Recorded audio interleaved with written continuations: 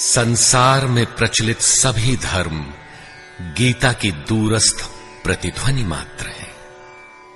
स्वामी श्री अड़गड़ानंद जी महाराज द्वारा इसकी व्याख्या यथार्थ गीता को सुनकर जैन कुलोत्पन्न श्री जीतेन भाई जी ने व्रत ही ले लिया कि कैसेटों के माध्यम से इसका प्रसारण करूं, क्योंकि भगवान महावीर, भगवान गौतम बुद्ध, गुरु नानक, कबीर इत्यादि के श्रद्धापूरित तप सिद्धांतों की उच्चतम अभिव्यक्ति गीता है। गीता के वे ही कैसेट सुमन आप सबके समक्ष आत्मदर्शनार्थ प्रस्तुत हैं।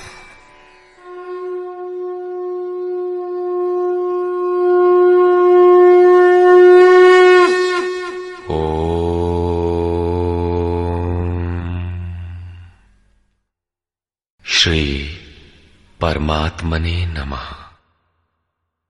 यथार्थ गीता, श्रीमद् भगवत गीता, अथ सप्तमोऽध्यायः। गत अध्यायों में गीता के मुख्य प्रायः सभी प्रश्न पूर्ण हो गए हैं।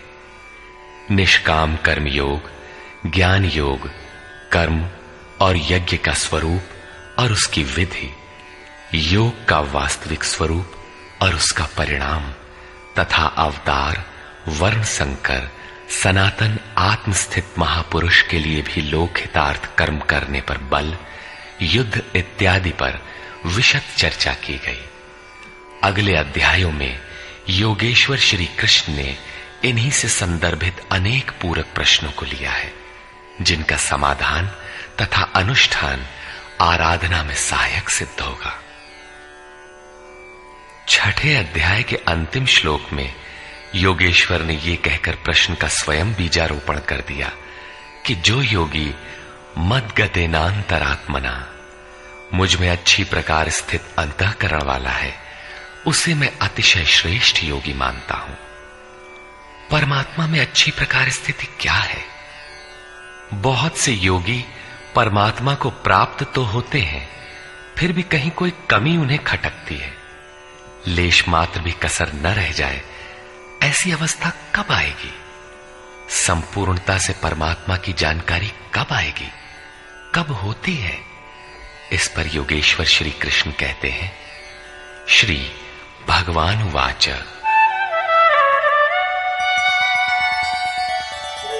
मय्यासक्तमनाः पार्थ योगं युञ्जन्मदाश्रयः असंशयं समग्रं माम् यथा ज्ञास्यसि तच्छृणु।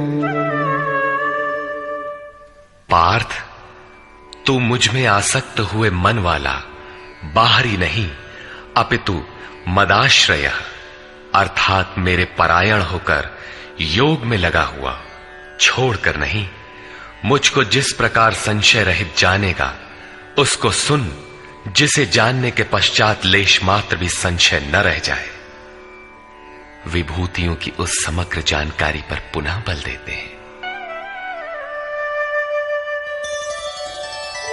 ज्ञानम तेहं सविज्ञानम इदं वक्ष्याम्यशेषतः यज्ञात्वा नेह भूयोऽन्यत् ज्ञातव्यमवशिष्यते।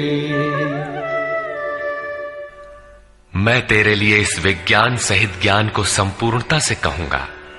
पूर्ति काल में यज्ञ जिसकी सृष्टि करता है, उस अमृत तत्व की प्राप्ति के साथ मिलने वाली जानकारी का नाम ज्ञान है। परम तत्व परमात्मा की प्रत्यक्ष जानकारी का नाम ज्ञान है। महापुरुष को एक साथ सर्वत्र कार्य करने की जो क्षमता मिलती है, वो विज्ञान है। कैसे वो प्रभु एक साथ सबके हृदय में कार्य करता है, किस प्रकार वो उठाता, बैठाता और प्रकृति के द्वंद्व से निकालकर स्वरूप तक की दूरी तय करा लेता है, उनकी इस कार्य प्रणाली का नाम विज्ञान है। इस विज्ञान सहित ज्ञान को संपूर्णता से कहूंगा, जिसे जानकर सुनकर नहीं, संसार में और कुछ भी जानने योग्य नहीं रह जाएगा। मानने वालों की संख्या बहुत कम है।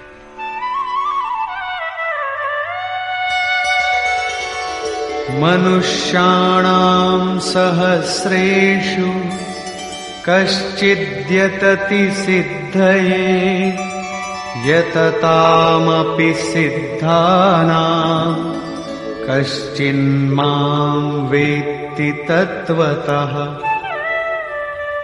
हजारों मनुष्यों में कोई ही मनुष्य मेरी प्राप्ति के लिए यत्न करता है, और उन यत्न करने वाले योगियों में भी कोई विरला ही पुरुष मुझे तत्व अर्थात साक्षात्कार के साथ जानता है।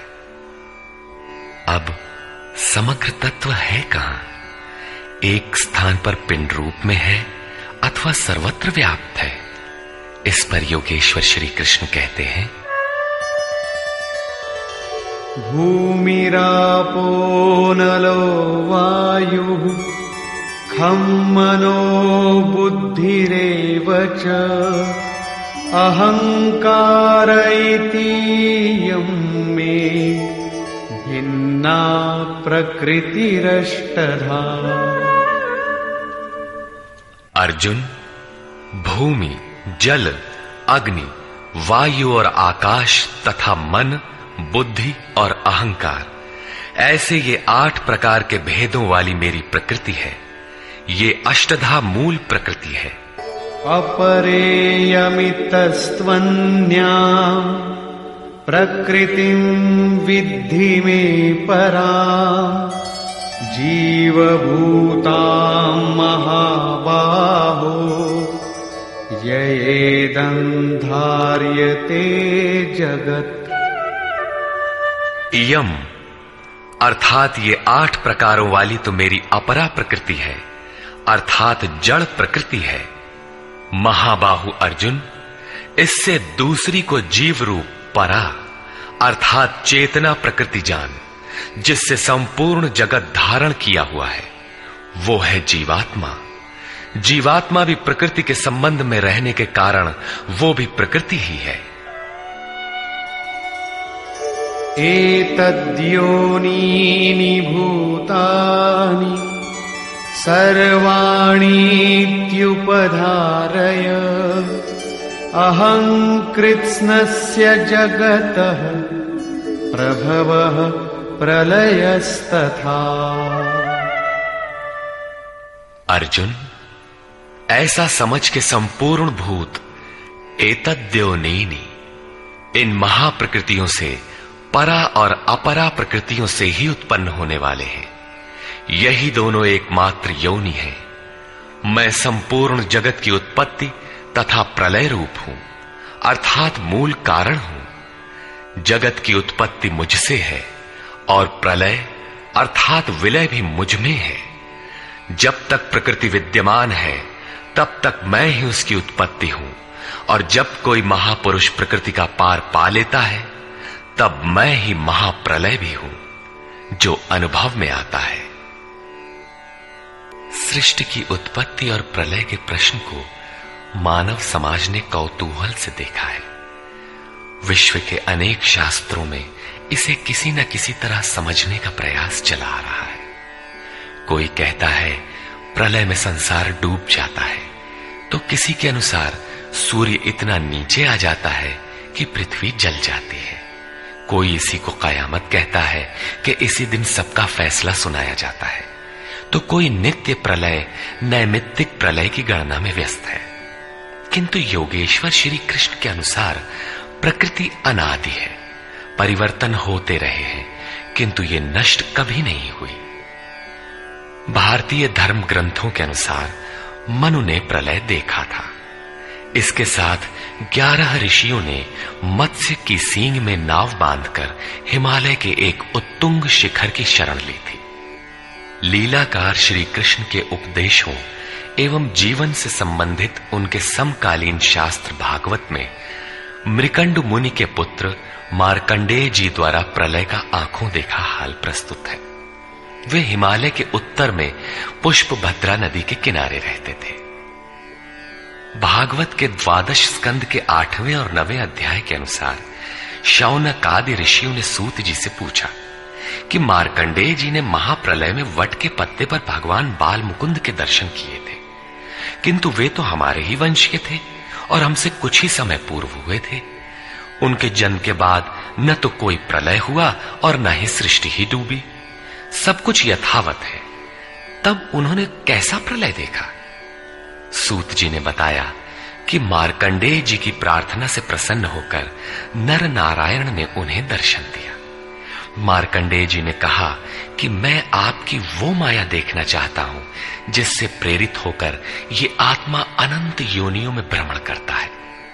भगवान ने स्वीकार किया और एक दिन जब मुनि अपने आश्रम में भगवान के चिंतन में तन्मय हो रहे थे, तब उन्हें दिखाई पड़ा कि चारों ओर से समुद्र उमड़कर उनके ऊपर आ रहा है। उसमें मगर छलांगे लगा रहे थे। उनकी चपेट में ऋषि मार्कंडेय भी आ रहे थे। वे इधर उधर बचने के लिए भाग रहे थे। आकाश, सूर्य, पृथ्वी, चंद्रमा, स्वर्ग, ज्योतिष मंडल सभी उस समुद्र में डूब गए। इतने में मार्कंडेय जी को एक बरगद का पेड़ और उसके पत्ते पर एक शिशु दिखाई दिया। श्वास के साथ मार्कंडेय जी भी उस शिशु के उदर में चले गए और अपना आश्रम, सूर्य मंडल सहित सृष्टि को जीवित पाया और पुनः श्वास के साथ उस शिशु के उदर से वे बाहर आ गए। नेत्र खुलने पर मार्कंडेय ने अपने को उसी आश्रम में अपने ही आसन पर पाया। स्पष्ट है कि करोड़ों वर्ष के भजन के पश्चात उन मुनि ने ईश्वरीय दृश्य को अपने हृदय में देखा, अनुभव में देखा। बाहर सब कुछ ज्यों का त्यों था। अतः प्रलय योगी के हृदय में ईश्वर से मिलने वाली अनुभूति है। भजन की पूर्ति काल में योगी के हृदय में संसार का प्रवाह मिटकर अव्यक्त परमात्मा ही शेष बचता है। यही प्रलय है, बाहर प्रलय नहीं होता। महाप्रलय शरीर रहते ही अद्वैत की अनिर्वचनीय स्थिति है। ये क्रियात्मक है। केवल बुद्धि से निर्णय लेने वाले भ्रम का ही सृजन करते हैं, चाहे हम हों या आप। इसी पर आगे देखें। मत्तः परतरं नान्यत् किंचिदस्ति धनंजय मयि सर्वमिदं प्रोतं सूत्रे मणिगणा इव। धनंजय, मेरे सिवाय किंचन मात्र भी दूसरी वस्तु नहीं है। ये संपूर्ण जगत सूत्र में मणियों के सदृश मेरे में गुथा हुआ है तो, परंतु जानेंगे कब? जब इस अध्याय के प्रथम श्लोक के अनुसार अनन्यासक्ति अर्थात भक्ति से मेरे परायण होकर योग में उसी रूप से लग जाए। इसके बिना नहीं, योग में लगना आवश्यक है। रसोऽहमप्सु कौन्तेय प्रभास्मि शशि सूर्ययोः प्रणवः सर्ववेदेषु शब्दः के पौरुषं नृषु। कौन्तेय, जल में मैं रस हूं, चंद्रमा और सूर्य में प्रकाश हूं, संपूर्ण वेदों में मैं ओंकार हूं। ओ धन अहम धनकार, स्वयं का आकार हूं। आकाश में शब्द और पुरुषों में पुरुष तत्व हूं, तथा मैं पुण्यो गंधः पृथिव्यां च तेजश्चास्मि विभावसौ जीवनं सर्वभूतेषु तपश्चास्मि तपस्विषु। पृथ्वी में पवित्र गंध और अग्नि में तेज हूं, संपूर्ण जीवों में उनका जीवन हूं और तपस्वियों में उनका तप हूं। बीजं मां सर्वभूतानां विद्धि पार्थ सनातनम् बुद्धिर्बुद्धिमतामस्मि तेजस्तेजस्विनामहम्। पार्थ, तू संपूर्ण भूतों का सनातन कारण अर्थात बीज मुझे ही जान। मैं बुद्धिमानों की बुद्धि और तेजस्वियों का तेज हूं। इसी क्रम में योगेश्वर श्री कृष्ण कहते हैं, बलम बलवतां चाहं कामराग विवर्जितम् धर्माविरुद्धो भूतेषु कामोऽस्मि भरतर्षभ। हे भरत श्रेष्ठ अर्जुन, मैं बलवानों का कामना और आसक्ति रहित बल हूं। संसार में सब बलवान ही तो बनते हैं। कोई दंड बैठक लगाता है, कोई परमाणु इकट्ठा करता है, किंतु नहीं, श्री कृष्ण कहते हैं कि काम और राग से परे जो बल है वो मैं हूं, वही वास्तविक बल है। सब भूतों में धर्म के अनुकूल कामना मैं हूं। परब्रह्म परमात्मा ही एकमात्र धर्म है जो सबको धारण किए हुए है। जो शाश्वत आत्मा है वही धर्म है। जो उससे अविरोध रखने वाली कामना है मैं हूं। आगे भी श्री कृष्ण ने कहा कि अर्जुन, मेरी प्राप्ति के लिए इच्छा कर। सब कामनाएं तो वर्जित है, किंतु उस परमात्मा को पाने की कामना आवश्यक है, अन्यथा आप साधन कर्म में प्रवृत्त नहीं होंगे। ऐसी कामना भी मेरी ही देन है। ये चैव सात्विका भावा राजसास्तामसाश्च ये मत्त एवेति तान् विद्धि नत्वहं तेषु ते मयि। और भी जो सत्व गुण से उत्पन्न होने वाले भाव हैं, जो रजोगुण और तमोगुण से उत्पन्न होने वाले भाव हैं, उन सबको तुम मुझसे ही उत्पन्न होने वाले हैं ऐसा जान। परंतु वास्तव में उनमें मैं और वे मेरे में नहीं है, क्योंकि न मैं उनमें खोया हूं और न वे ही मुझ में प्रवेश कर पाते हैं। क्योंकि मुझे कर्म से स्पृहा नहीं है, मैं निर्लेप हूं, मुझे इनमें कुछ पाना नहीं है, इसलिए मुझ में प्रवेश नहीं कर पाते। ऐसा होने पर भी जिस प्रकार आत्मा की उपस्थिति से ही शरीर को भूख प्यास लगती है, आत्मा को अन्न अथवा जल से कोई प्रयोजन नहीं है, उसी प्रकार प्रकृति परमात्मा की उपस्थिति में ही अपना कार्य कर पाती है। परमात्मा उसके गुण और कार्यों से निर्लेप रहता है।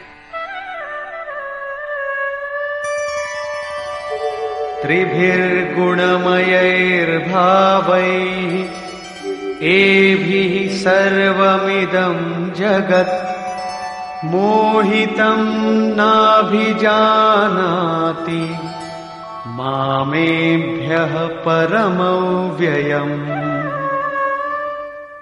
सात्विक, राजस और तामस, इन तीन गुणों के कार्य रूप भावों से ये सारा जगत मोहित हो रहा है। इसलिए लोग इन तीनों गुणों से परे मुझ अविनाशी को तत्व से भली प्रकार नहीं जानते। मैं इन तीनों गुणों से परे हूं, अर्थात जब तक अंश मात्र भी गुणों का आवरण विद्यमान है तब तक कोई मुझे नहीं जानता। उसे अभी चलना है, वो राही है।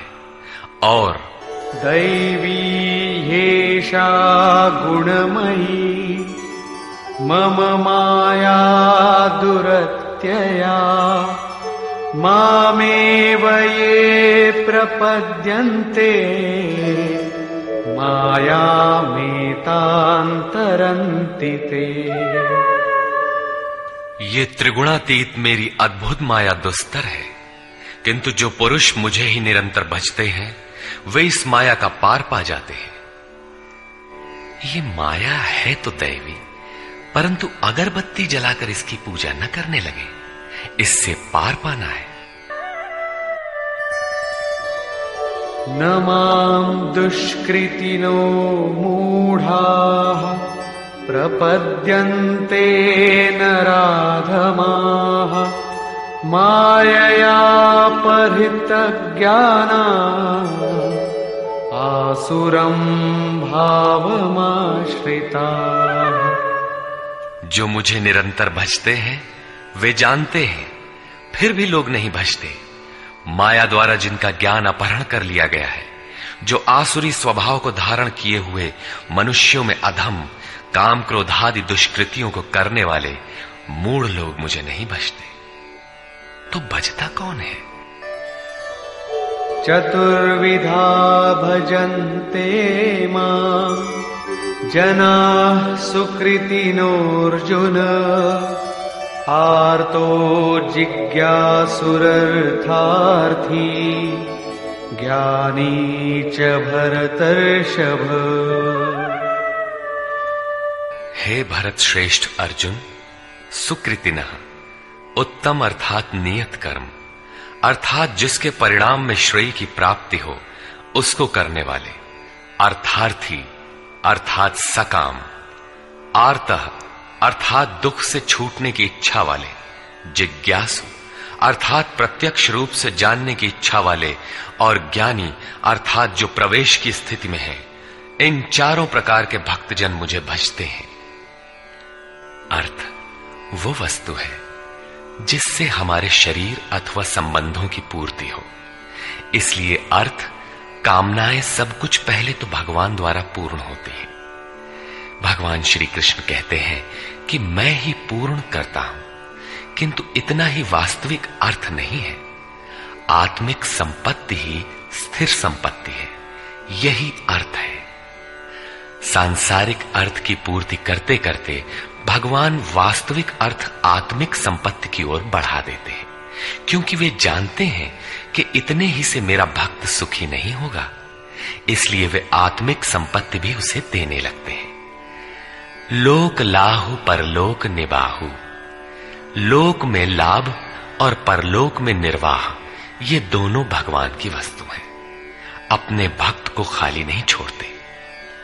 आर्त, जो दुखी हो, जिज्ञासु, समग्रता से जानने की इच्छा वाले जिज्ञासु मुझे भजते हैं।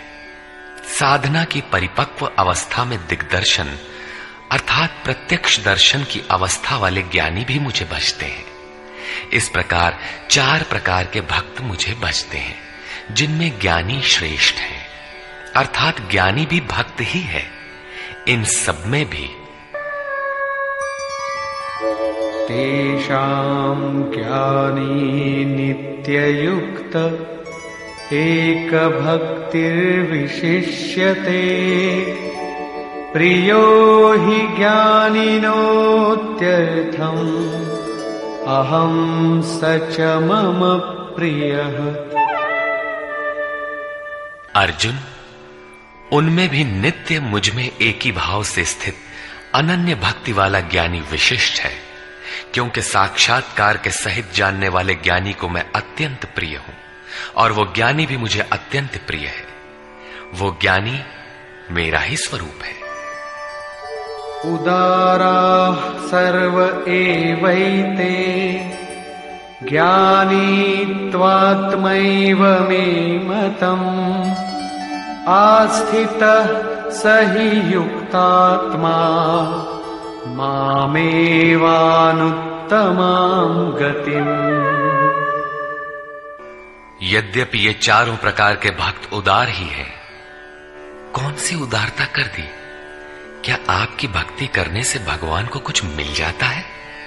क्या भगवान में कोई कमी है जिसे आपने पूरा कर दिया? नहीं, वस्तुतः वही उदार है जो अपने आत्मा को अधोगति में न पहुंचाए, जो उसके उद्धार के लिए अग्रसर है। इस प्रकार ये सब उदार है। परंतु ज्ञानी तो साक्षात मेरा स्वरूप ही है, ऐसी मेरी मान्यता है। क्योंकि वो स्थिर बुद्धि ज्ञानी भक्त सर्वोत्तम गति स्वरूप मुझ में ही स्थित है, अर्थात वो मैं हूं, वो मुझ में है, मुझ में और उसमें कोई अंतर नहीं है। इसी पर पुनः बल देते हैं।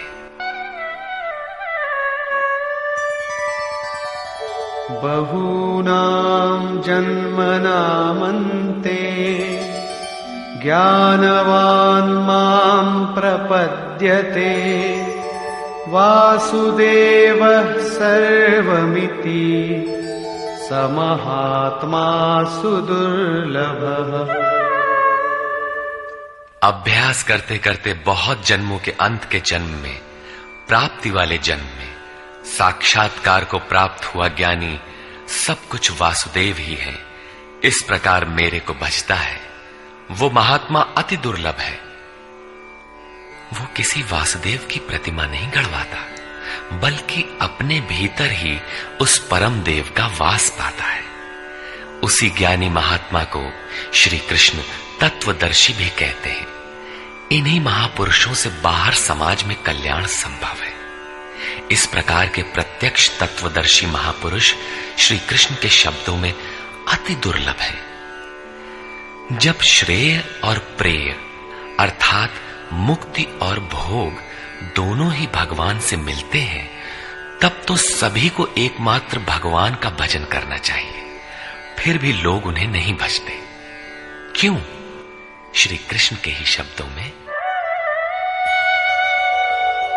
कामैस्तैस्तैर्हितज्ञानाः प्रपद्यन्तेऽन्यदेवताः तन्तन्नियममास्थाय प्रकृत्या नियताः स्वया।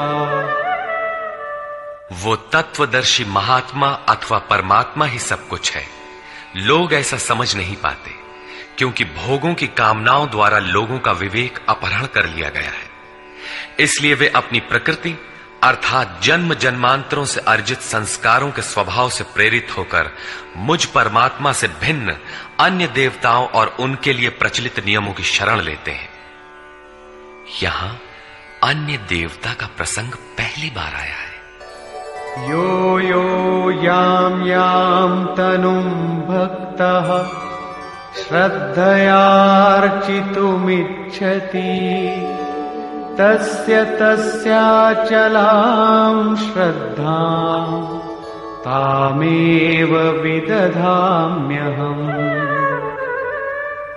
जो जो सकामी भक्त जिस जिस देवता के स्वरूप को श्रद्धा से पूजना चाहता है, मैं उसी ही देवता के प्रति उसकी श्रद्धा को स्थिर करता हूं। मैं स्थिर करता हूं, क्योंकि देवता नाम की कोई वस्तु होती तब तो वो देवता ही श्रद्धा को स्थिर करता। सतया श्रद्धया युक्तः तस्याराधनमीहते लभते च ततः कामान् मयैव विहितान् हितान्। वो पुरुष उस श्रद्धा से युक्त होकर उस देव विग्रह के पूजन में तत्पर होता है और उस देवता के माध्यम से मेरे ही द्वारा निर्मित उन इच्छित भोगों को निसंदेह प्राप्त होता है। भोग कौन देता है? मैं ही देता हूं। उसकी श्रद्धा का परिणाम है भोग, न कि किसी देवता की देन। किंतु वो फल तो पा ही लेता है, फिर इसमें बुराई क्या है? इस पर कहते हैं, अन्तवत्तु फलं तेषां तद्भवत्यल्पमेधसां देवान् देवयजो यान्ति मद्भक्ता यान्ति मामपि। परंतु उन अल्प बुद्धि वालों का वो फल नाशवान है। आज फल है तो भोगते भोगते नष्ट हो जाएगा, इसलिए नाशवान है। देवताओं को पूजने वाले देवताओं को प्राप्त होते हैं, अर्थात देवता भी नाशवान है। देवताओं से लेकर यावन मात्र जगत परिवर्तनशील और मरणधर्मा है। मेरा भक्त मुझे ही प्राप्त होता है, जो अव्यक्त है, नैष्ठिकीम परम शांति पाता है। देवता हृदय के अंतराल में परम देव परमात्मा के देवत्व को अर्जित कराने वाले सद्गुणों का नाम है। थी तो ये अंदर की वस्तु, किंतु कालांतर में लोगों ने भीतर की वस्तु को बाहर देखना प्रारंभ कर दिया। मूर्तियां गढ़ ली, कर्मकांड रच डाले और वास्तविकता से दूर खड़े हो गए। श्री कृष्ण ने इस भ्रांति का निराकरण उपर्युक्त 4 श्लोकों में किया। गीता में पहली बार अन्य देवताओं का नाम लेते हुए उन्होंने कहा कि देवता होते ही नहीं, लोगों की श्रद्धा जहां झुकती है वहां मैं ही खड़ा होकर उनकी श्रद्धा को पुष्ट करता हूं और मैं ही वहां फल भी देता हूं। वो फल भी नश्वर है, फल नष्ट हो जाते हैं, देवता नष्ट हो जाते हैं और देवताओं को पूजने वाला भी नष्ट हो जाता है। जिनका विवेक नष्ट हो गया है वे मूढ़ बुद्धि ही अन्य देवताओं को पूजते हैं। श्री कृष्ण तो यहां तक कहते हैं कि अन्य देवताओं को पूजने का विधान ही अयुक्ति संगत है।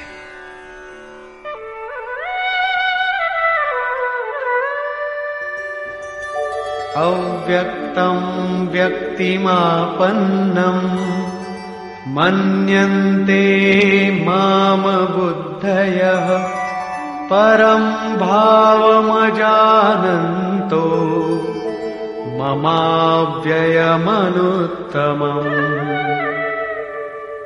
यद्यपि जब देवताओं के नाम पर देवता नाम की कोई वस्तु है ही नहीं, जो फल मिलता है वो भी नाशवान है, फिर भी सब लोग मेरा भजन नहीं करते, क्योंकि बुद्धिहीन पुरुष अर्थात कामनाओं द्वारा जिनका ज्ञान अपहृत हो गया है वे मेरे सर्वोत्तम, अविनाशी और परम प्रभाव को भली प्रकार नहीं जानते। इसलिए वे मुझ अव्यक्त पुरुष को व्यक्ति भाव को प्राप्त हुआ मानते हैं, मनुष्य मानते हैं। अर्थात श्री कृष्ण भी मनुष्य शरीरधारी योगी थे, योगेश्वर थे।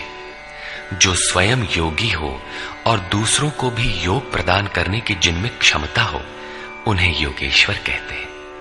साधना के सही दौर में पड़कर क्रमशः उत्थान होते होते महापुरुष भी उसी परम भाव में स्थित हो जाते हैं।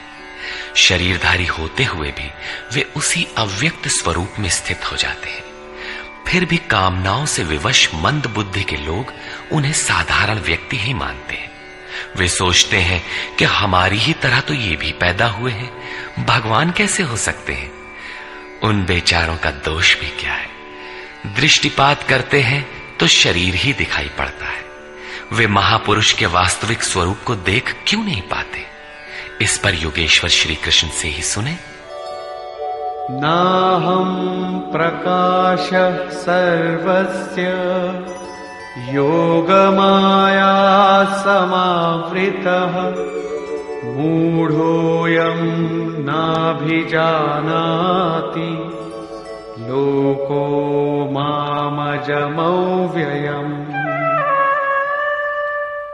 सामान्य मनुष्य के लिए माया एक पर्दा है जिसके द्वारा परमात्मा सर्वथा छिपा है।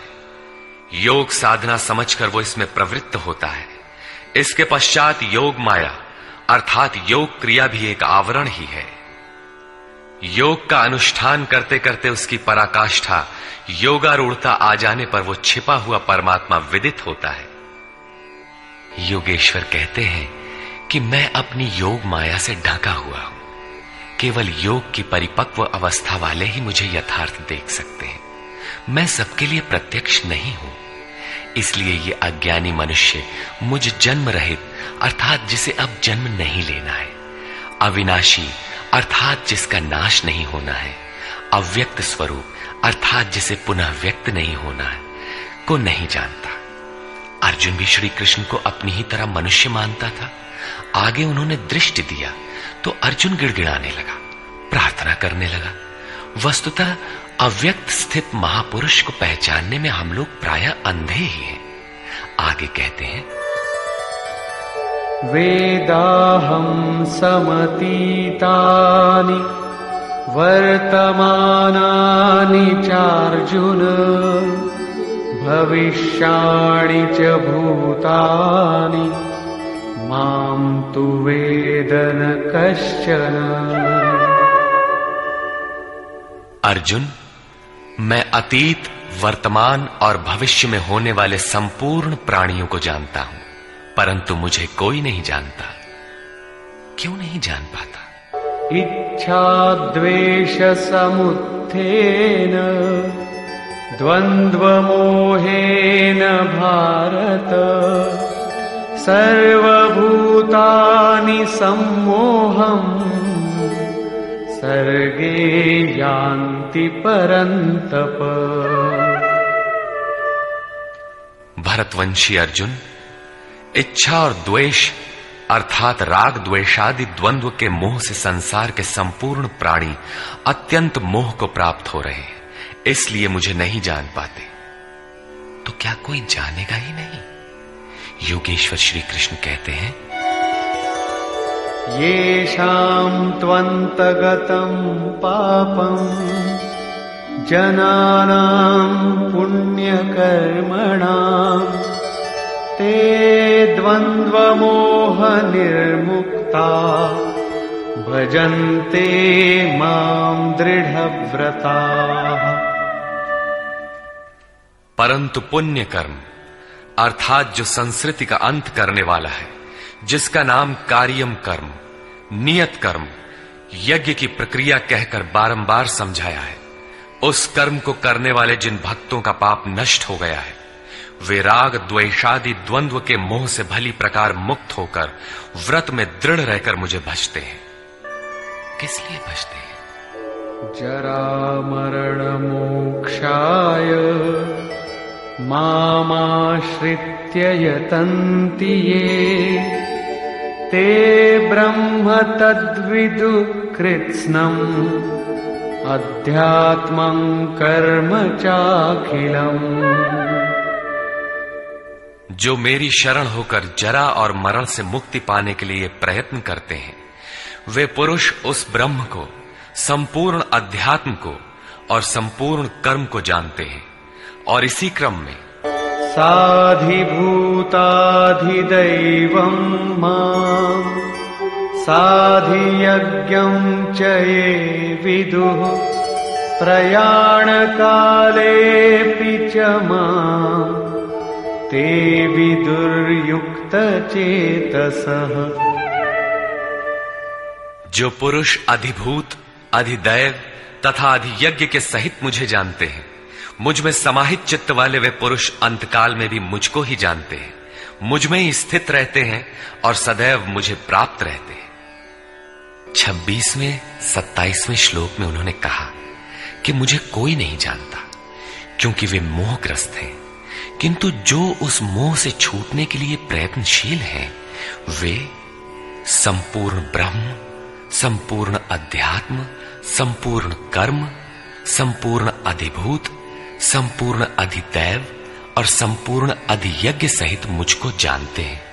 अर्थात इन सब का परिणाम मैं अर्थात सद्गुरु हूं, वही मुझे जानता है, ऐसा नहीं कि कोई नहीं जानता।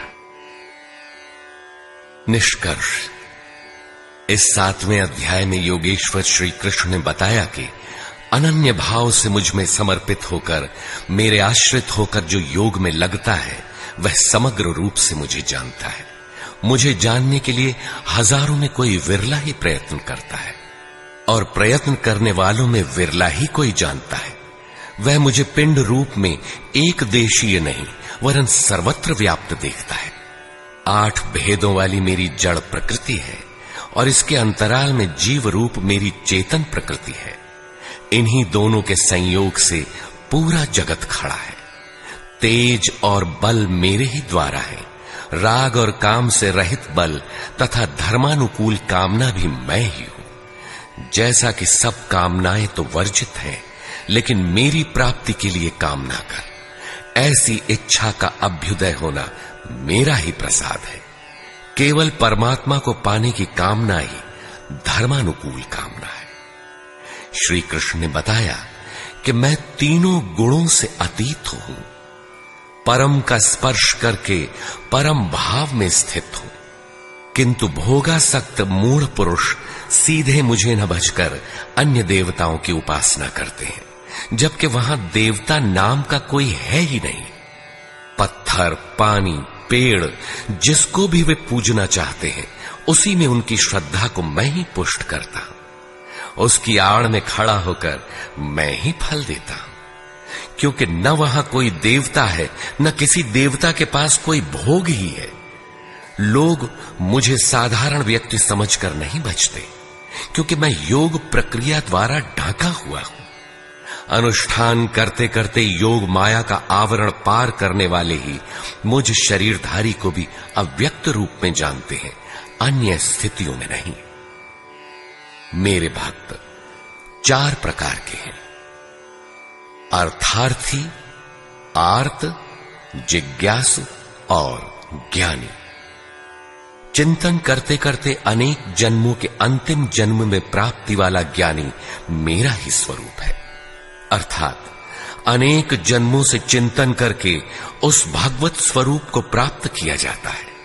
राग द्वेष के मोह से आक्रांत मनुष्य मुझे कदापि नहीं जान सकते, किंतु राग द्वेष के मोह से रहित होकर जो नियत कर्म अर्थात जिसे संक्षेप में आराधना कह सकते हैं का चिंतन करते हुए जरा मरण से छूटने के लिए प्रयत्नशील हैं, वे पुरुष संपूर्ण रूप से मुझे जान लेते हैं।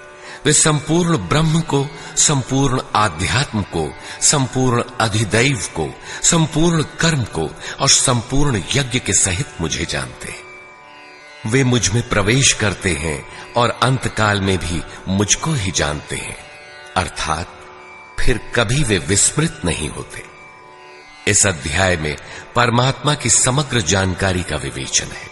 अतः ओम तत्सदिति श्रीमद्भगवद्गीतासूपनिषत्सु ब्रह्म विद्यायाम योग शास्त्रे श्री कृष्णार्जुन संवादे समग्र बोधः नाम सप्तमोऽध्यायः।